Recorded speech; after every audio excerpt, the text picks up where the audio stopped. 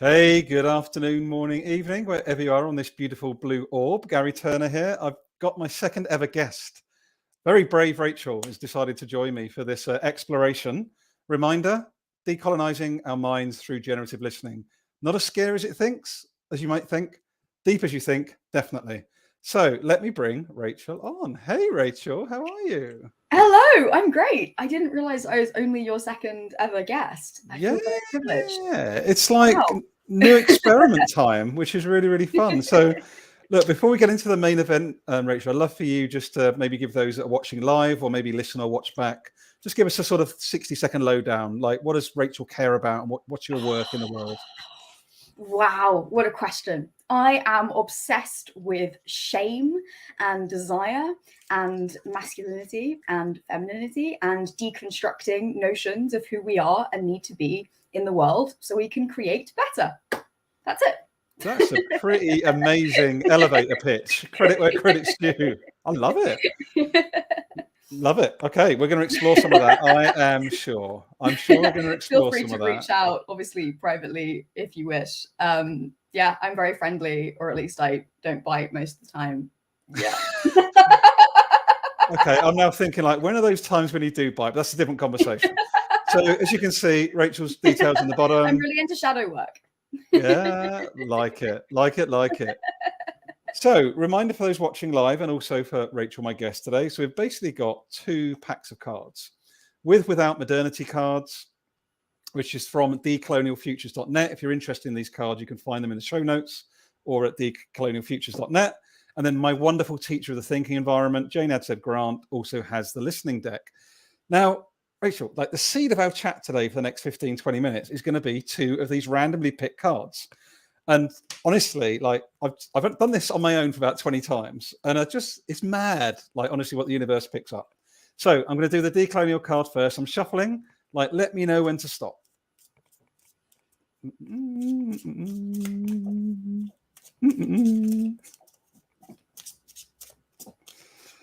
Stop.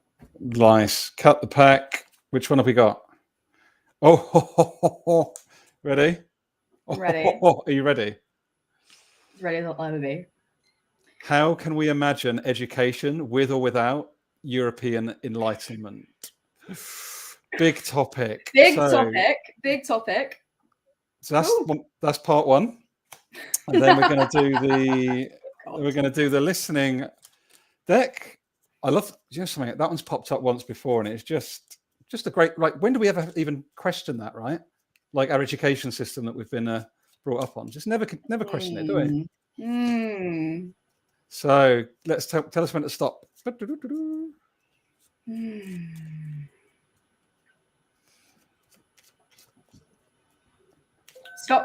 Stop. My phone pinged at the same time. Look at that for magic. So this one, listening in your community. As a member of your community, what opportunities will you create to deepen your listening, to positively touch the lives of others? So what we've got here, Rachel, is that one, listening in community, and how can we imagine education without European enlightenment? And I'm just wondering, like, with your the answer, like, what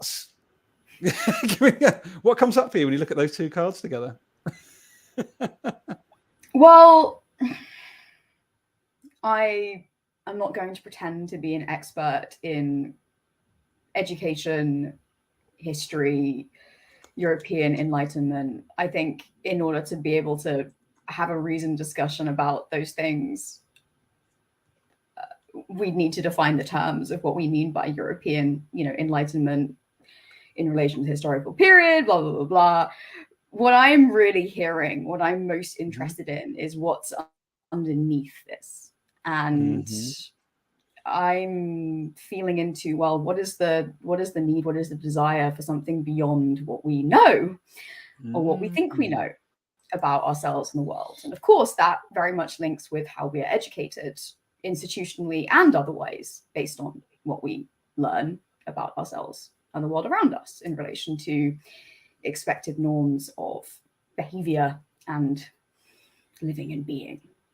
So that's what comes up for me.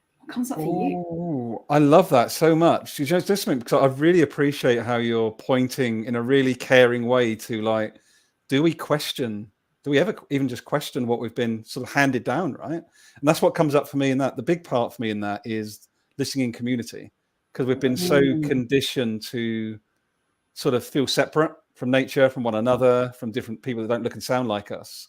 So I'm loving the invitation to sort of join education. Does it work for you? Does it work for the masses? Really? With how can we even interrogate that from a place of care and curiosity? If we're doing it just on our own, or is it better to do it in community? So they're the things that are popping up for me. I love this. I want to hear more about your experiences, Gary. Well, are you open to sharing? Look at you for turning the tables, Rachel Clifton. I love to keep it grounded in, what's real for us rather than the masses, whoever they are. Who are those masses watching us live? Let us know if you're joining us live. Come and say hi. Hello. What I'm really intrigued by is, so for me, actually, and thank you for asking the question, I am not your academic. So I am someone that did not do well under the rote, like your whole life is basically dictated by how you do on one day for 3 hours. Like I'm much more creative, much more intuitive, and that was suppressed basically all the way through the first 35 years of my life until I had what I call a beautiful midlife awakening, which it actually was, which was the moment of had everything I've been conditioned to believe was important, but felt literally hollow and empty on the inside. And I just got curious around how can I feel so empty when I've got everything I've been told matters. So that, in a very short nutshell, is really my experience of that. It's like knowing that system, while helpful, I learned stuff, but I was being learnt stuff to program me to conform. I wasn't being given the space to learn in a way that was natural for me. How about you? I'm super happy to share more. Are you open to me asking one quick follow-up question? Oh, please go for it. I'd love to hear more about what would have felt natural for you. Yeah, so I think natural for me would have been, I feel intuitively, space. So, just being like nature, walking around, chatting as we learn, rather than bum on seat, conformist, you must do X, Y, Z, then you might get your grades at the end. So that for me is what it would just exploration, I guess, Rachel, for me, we just would have been that type of space. Like even just walking like outside on the grass in the playground in a circle rather than not looking at anybody, facing forward.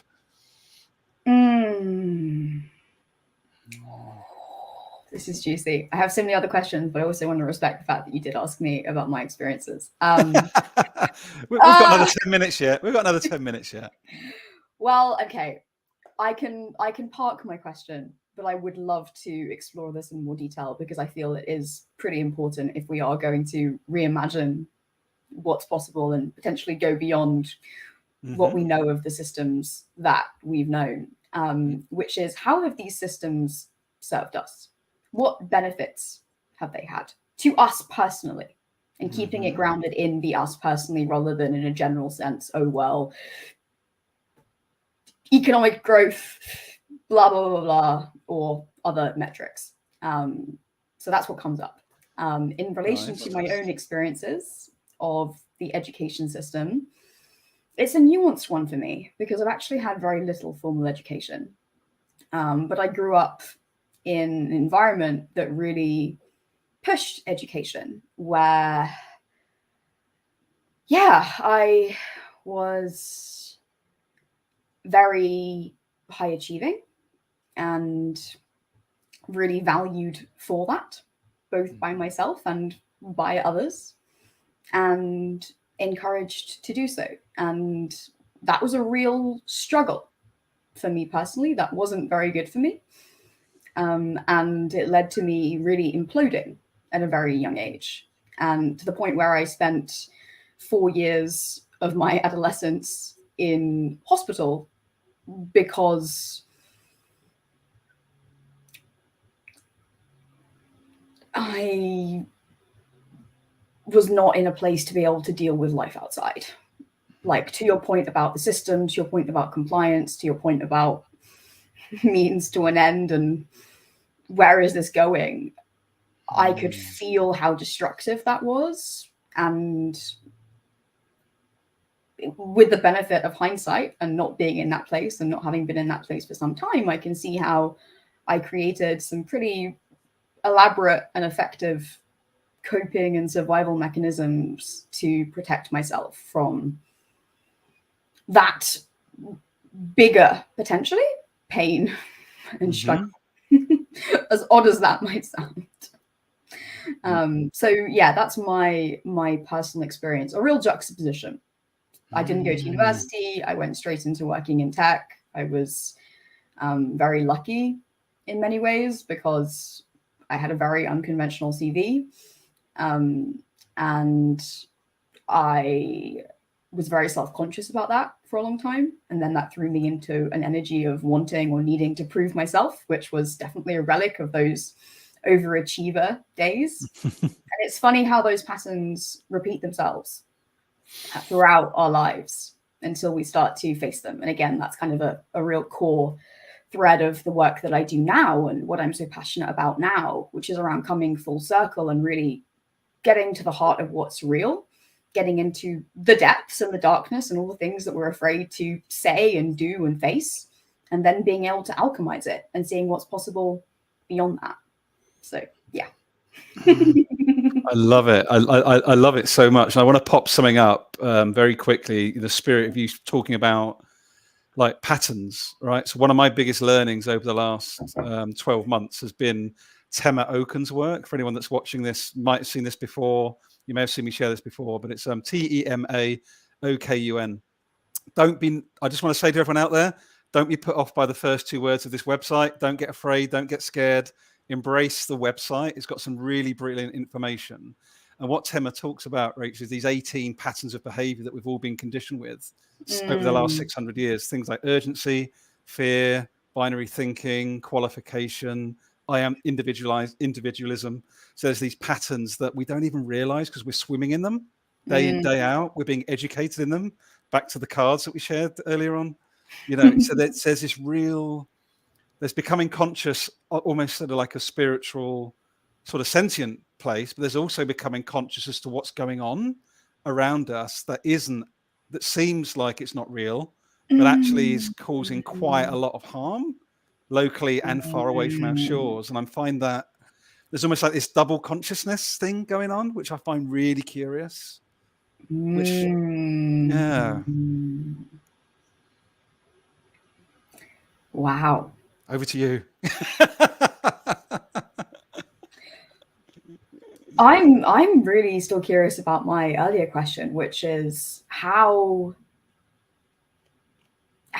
did the system that you grew up in serve you? Yeah. So for me, of course, being the skin tone I am and being brought up in the UK, I had an awful lot of privilege from the day of birth, right?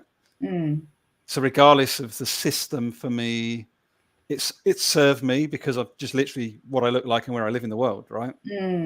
So I've faced way less barriers than 95% of the human race in other parts of the world because of that fact alone.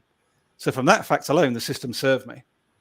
However, from a spiritual soul point of view, whole Gary, that's where I haven't been served by the system. So again, coming back to that ability to show up fully, to be vulnerable, to have conversations about feelings and emotion, like that stuff, I suppressed for many, many years. And the system conditions us to do that, right? Because what the system wants is compliant workers just doing more of what they're told to do. It doesn't want creative, collaborative, connected humans, because that's quite a lot of power away from the system, the matrix. So that's how I see it anyway. And what about closer to home? Did you see those patterns in your community, like with your family and friends, in relation to how they related to you and one another and their priorities and what was acceptable or not acceptable in those environments? I'm curious. Yeah. So that was a bit, I would say there was a very common, so I grew up in West Wales. So I moved from London at age 11 at quite a sensitive time over to West Wales, and I was bullied for 2 years when I got there by a group of boys continuously for 2 years. So my first experience of age 12, 13 in a new environment was being bullied. So that informed an awful lot of the stories I told myself, regardless of what happened outside. There's a big bias through that lens. So I can't honestly, Rachel, sit here today and go, the community was like this or that, because I was so inner, so locked down in like, basically, shit, when's the next beating coming from? So it's like, oh, actually. So I didn't have a bad life at all. Again, because I've got, for where I lived and what I looked like, I had privilege anyway, regardless. But there was that emotional suppression from a young teenage years. So that blocked a lot of the sensing until I was later in life around answering the question you asked. So I can't honestly go, yeah, that's what it was like with that community, because I just don't have that sense. I hear that. I really do. Yeah, it's interesting.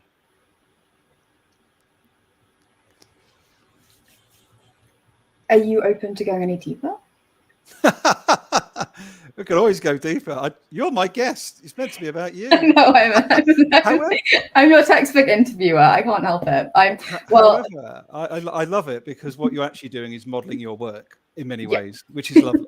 So you get to model the work by doing this. So I appreciate it. And I love the turning of the tables. So feel free.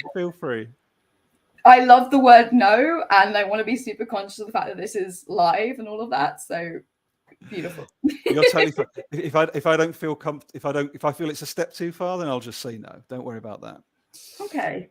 Well, the focus of my work, being candid with you, is something that I feel is not discussed enough, which is, in essence, male emotional suppression and repression and oppression on a collective scale, and the impact this has on everybody, and the harm that this causes men.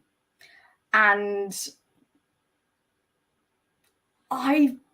it feels strange saying this, because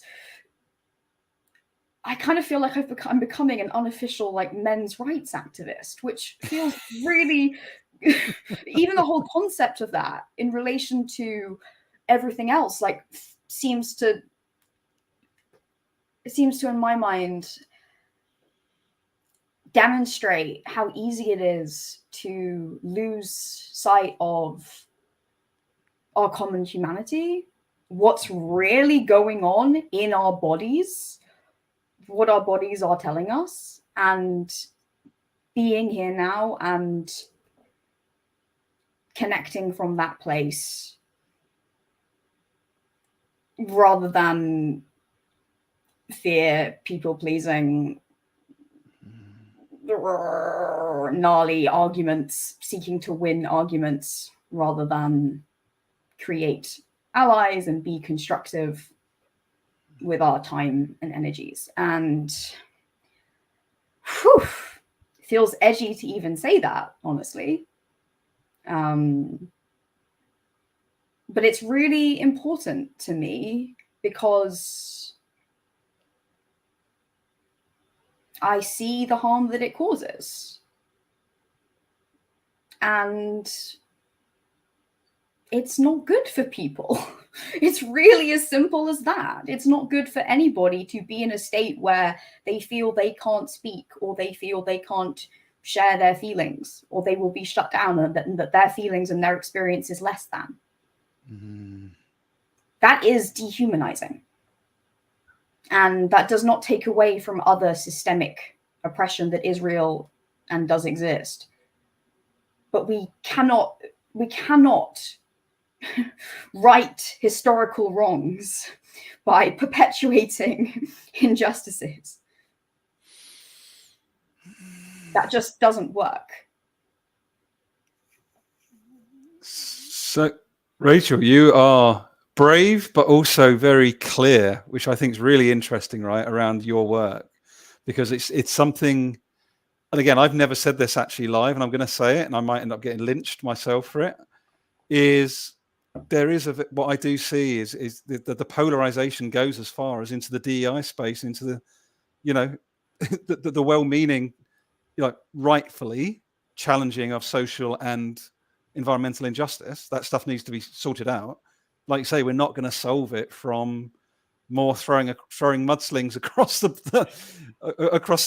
way at each one another by saying you're right. Like one of my most challenging ones with my friends. I'm happy to talk about all this stuff, but a lot of my friends are like, I'm not going to speak up. Like, I'm being told that, like, if I'm not saying anything, I'm complicit.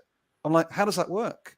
Maybe I don't have enough information yet, or maybe I'm not ready to contribute. I don't like, it's not that I don't care. I'm just not ready. And like, but it's like, no, if you don't speak up, you're complicit. And like, that binary thinking is actually a white supremacy culture pattern, ironically. And it's actually being perpetuated in many ways across all spheres, right? And I find that really interesting. Yeah, I hear you.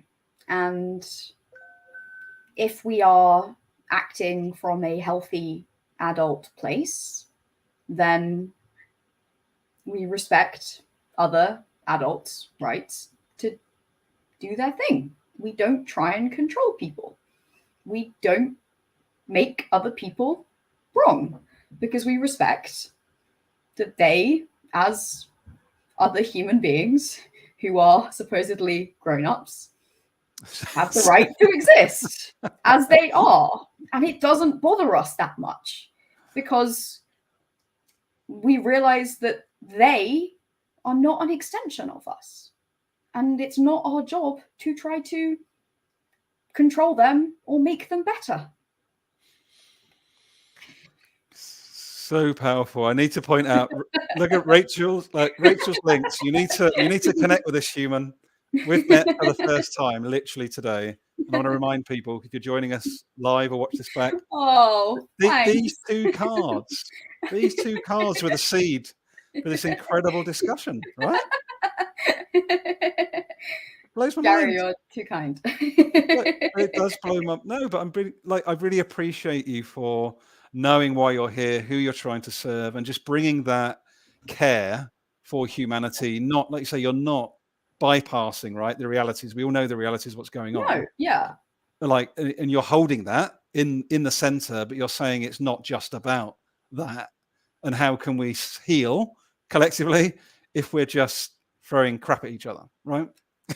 Well, if the problem is systemic, then it involves everybody in the system. And if you leave out certain people in the system, then particularly the most powerful people in the system, then how do you expect to create systemic change in a way that brings people together rather than creating more destruction? Why do I think this might be the first of many more conversations at some point in the future? Let's see.